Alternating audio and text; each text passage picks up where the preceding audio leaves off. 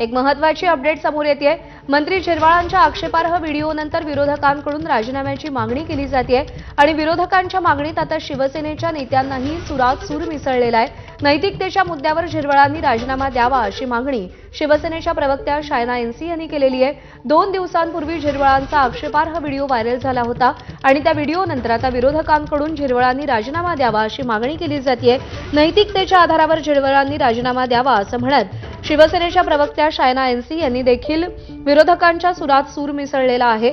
या सगळ्या संदर्भात आता नरहरी झिरवाळ नेमकी काय प्रतिक्रिया देतात हे पाहणं देखील महत्त्वाचं असेल।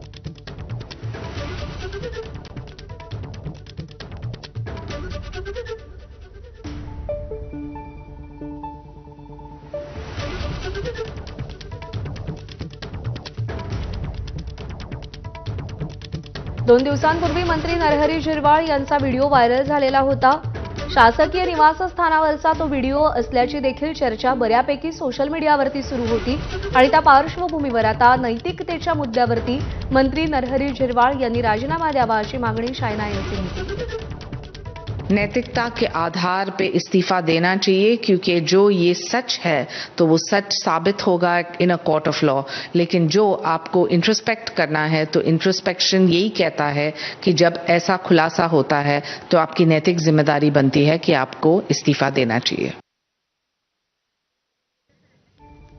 तर मंत्री झिरवाळांच्या आक्षेपार्ह व्हिडिओनंतर विरोधकांकडून राजीनाम्याची मागणी तर होतच होती, पण त्यांच्या सुरात सूर मिसळत आता शिवसेनेच्या प्रवक्त्या शायना एनसी यांनी देखील नैतिकतेच्या मुद्द्यावरती झिरवाळांनी राजीनामा द्यावा अशी मागणी केली आहे। दरम्यान या सगळ्या संदर्भात महसूल मंत्री चंद्रशेखर बावनकुळे काय म्हणाले पाहूया।